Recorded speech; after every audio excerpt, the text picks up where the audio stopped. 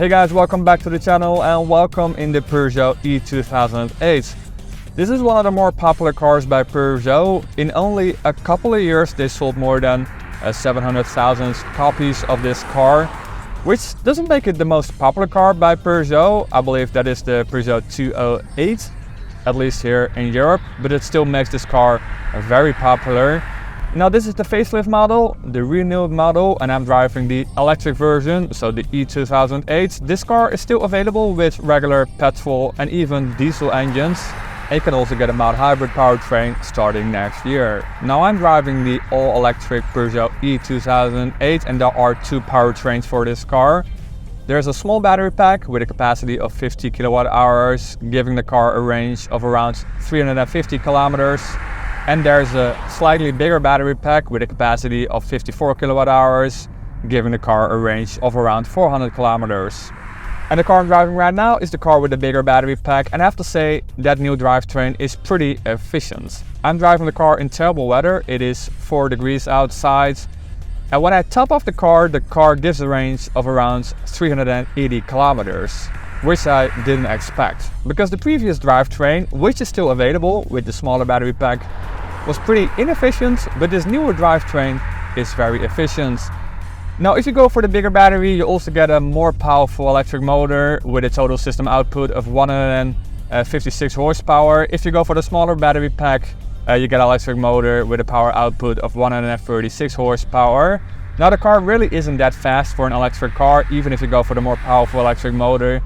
But it still isn't a slow car, especially if you compare this car to the regular petrol or diesel powertrains. This electric version is actually pretty fast, and it is basically all the power that you need in real life. Now there are 3 drive modes. You get a drive mode button here in the center console, and you can choose from Eco, Normal and Sport. Now I would advise to put the car in Sport mode all the time, because if you put the car in Eco or Normal, you get way less power. In Eco you only get 109 horsepower, and if you put the car in normal mode you get 136 horsepower, which isn't terrible, but this car really needs all the power it has basically, because it's a pretty heavy car and 156 horsepower is not an amazing amount of horsepower. Again, it is all you need, but you certainly don't need less. So just put the car in sport mode if you want to have the most pleasant driving experience in this E-2008. Now the driving experience is actually pretty comfortable in this car. This car is way more comfortable than the Peugeot 208, its smaller brother. Now the 208 is a pretty sporty car. This car really isn't, mainly because it's a lot higher up than the 208, but also because the suspension setup is just way more comfortable. Now the car can fast charge up to 100 kilowatts, which again isn't amazing, but again it is all you need with a car with a battery pack that only has a capacity of 54 kilowatt hours. It can AC charge up to 11 kilowatts, so if you charge the car at home you need around 4.5 to 5 hours to charge the car up to 100%.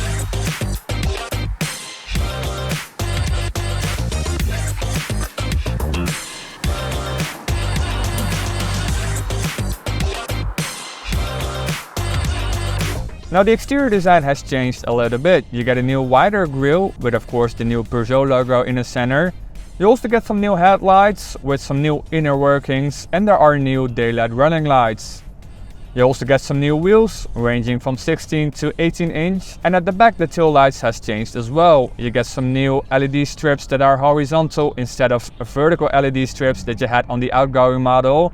And the Peugeot logo has been removed from the back, and now Peugeot is written out in full.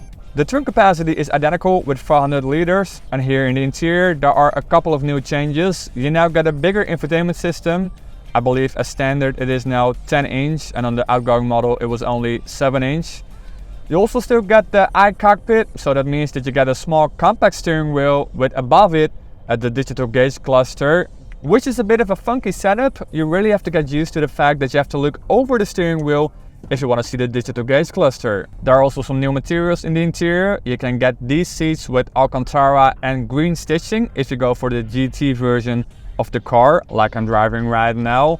And there are also some new carbon look materials here as well in the door panels and on the dashboard as well.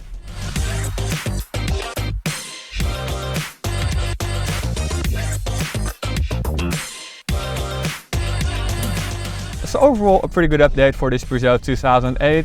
And especially the new drivetrain in this E2008 is a really good update because you get way more power and a way better range. Now this drivetrain is not exclusive for this car, you can also get it in the new E208 and I already drove that car.